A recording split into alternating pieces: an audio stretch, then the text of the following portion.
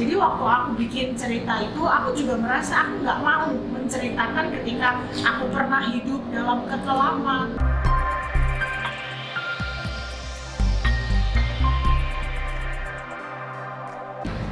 Halo gengs, apa kabarnya di sana? Hari ini mungkin kita masih ada di dalam suasana PPKM ya. Nggak bisa keluar dan nggak bisa kemana-mana.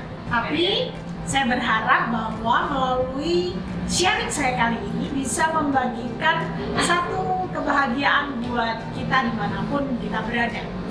Nah, kali ini aku mau cerita tentang sebenarnya suka duka ketika pada akhirnya buku 180 Degree ini boleh launching. Senang banget lah waktu tanggal 7 kemarin ya, 7.7 buku ini boleh launching, dan aku seneng banget karena ternyata ada banyak sekali orang yang sudah pesan, sudah beli, dan ternyata ini menjadi berkat banget buat mereka.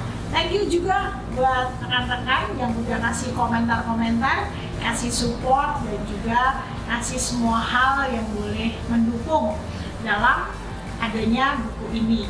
Tentu saja ada banyak sekali pihak yang boleh terlibat di dalamnya.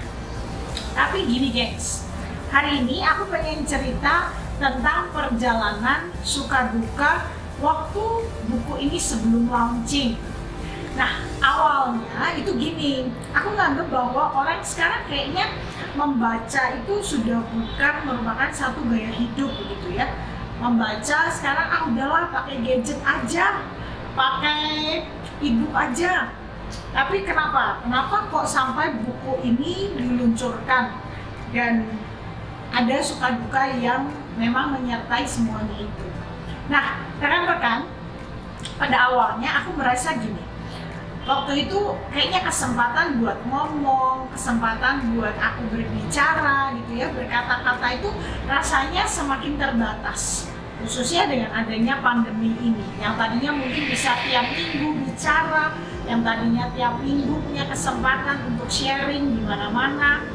Tapi begitu adanya pandemi membuat aku merasa sangat terbatas sekali, karena ibadah mulai online dan segala sesuatunya ya rasanya semakin terbatas aja untuk kemana-mana. Nah, karena itu terpikirkan, dan juga ada orang-orang yang mendorong untuk kenapa sih lu nggak ceritain kisah hidup atau bagaimana perubahan kehidupan yang terjadi. Lalu dipikir begitu ya, iya ya, kenapa nggak diceritain aja, kenapa nggak kisah perubahan hidupku itu dibukukan aja. Nah, waktu itu udah seneng tuh, semangat tuh ya, wah seneng banget lah, pokoknya bisa punya satu gambaran, punya satu ide bahwa oh ya, gua mau bukuin kisah perubahan hidup gua, dan khususnya bagaimana Tuhan bekerja di dalam setiap perubahan hidup gua, bahkan sampai gua akhirnya melayani. Nah, gengs, kalau dipikir-pikir ya, kayaknya seneng gitu ya, cuman ngeluarin ide, cuman ngetik, cuman ya cerita-cerita. Apalagi buku ini banyak yang bilang katanya ini buku lucu banget sih, ada gambar-gambar berwarna gitu yang bikin mereka excited banget. Nah, teman-teman, kalau misalnya kita berpikir ya tentang mengeluarkan satu cerita tentang hidup kita, tadinya aku juga berpikir, aduh malu nggak ya kalau aku sampai keluar nih cerita-cerita ya yang bagi kebanyakan orang suka dibilang, iya aib loh, itu aib loh, emang nggak malu ya ceritain ya. Cuman bagi aku bukan masalah bagaimana aku merasa bahwa cerita itu mungkin mempermalukan aku atau gimana, tapi lebih kepada sebenarnya bahwa itulah realita kehidupan. Itulah sebenarnya suka duka naik turunnya sebuah kehidupan yang dialami, yang aku yakin setiap diri kita pun juga mengalaminya. Bukankah tidak ada seorang pun di antara kita yang tidak mengalami kesulitan, yang tidak mengalami satu titik yang turun di dalam kehidupan kita? Pasti hidup kita pernah ada di lembah, pasti hidup kita pernah ada di titik yang bawah. Tapi kenapa itu perlu diceritakan? menceritakan. Karena menurut aku orang-orang itu sebenarnya tidak harus selalu hidupnya di bawah, dan bahkan menurut aku nggak selalu orang itu hidupnya di bawah. Jadi waktu aku bikin cerita itu, aku juga merasa aku nggak mau menceritakan ketika aku pernah hidup dalam kekelaman, ketika aku pernah hidup dalam segala hingar-bingar duniawi. Tapi semuanya itu boleh menjadi pelajaran. Mengingat kembali masa lalu yang pahit, mengingat kembali masa lalu yang tidak terang, itu sebenarnya nyesek ya, gengs ya. Penting juga kadang-kadang mengeluarkan cerita-cerita masa lalu itu nggak lepas dari air mata, nggak lepas dari rasa yang aduh nyesek banget lah gitu mau ngomongin hal-hal yang kayak begitu.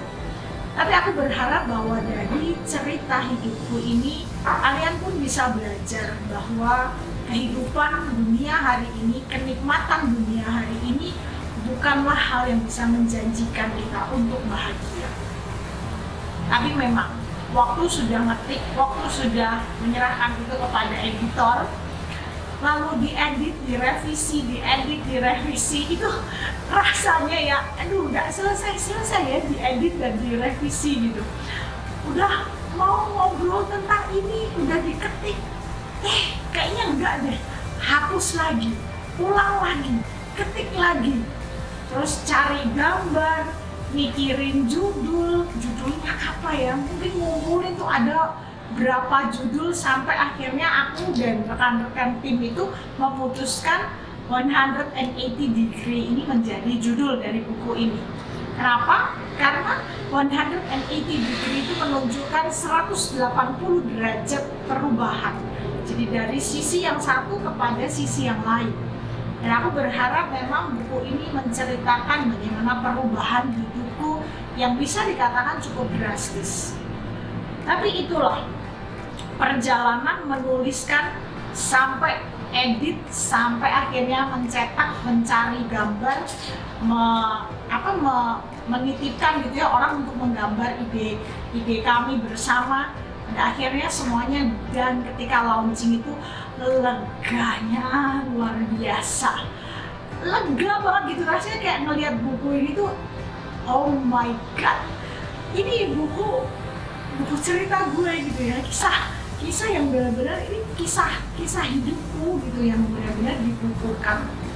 Memang di luar pemikiran lah bisa menuliskan, bisa mengeluarkan buku ini.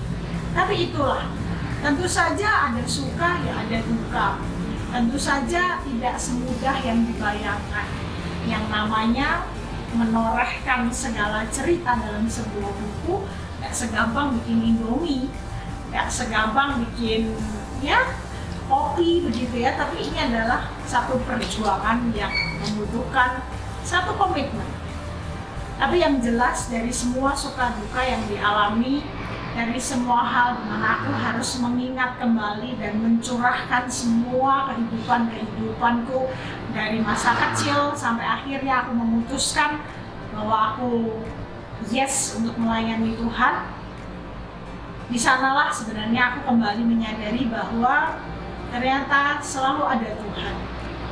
Dan juga termasuk launchingnya buku ini, dan Anda hari ini bisa menikmati itu pun aku sadar banget bahwa itu semuanya adalah karena kebaikan Tuhan semata.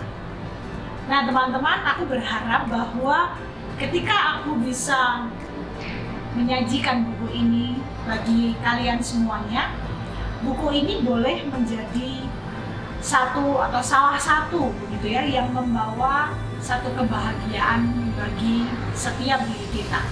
Tentu saja ketika Anda menikmati perjalanan membaca buku ini, Anda juga bisa mengalami suka dan duka yang dialami. Dan semoga buku ini juga boleh membawa sebuah perubahan, pengharapan, pembelajaran, serta membuat Anda mengalami sebuah rasa yang disebut bahagia. Jangan lupa, buat Anda yang belum membaca, cepat segera pesan. Karena buku ini cukup limited edition. Saya kayaknya nggak tahu lah, nggak ada cetakan kedua ya. Jadi kalian yang belum punya buku ini, cepetan pesan, baca dan komen ke kami supaya kami juga tahu suka duka yang Anda alami. Saya berharap dimanapun Anda berada hari ini, Anda punya satu keyakinan bahwa setiap orang masih bisa berubah dan setiap orang berhak untuk bahagia. Ini bahagiaku, mana bahagiamu?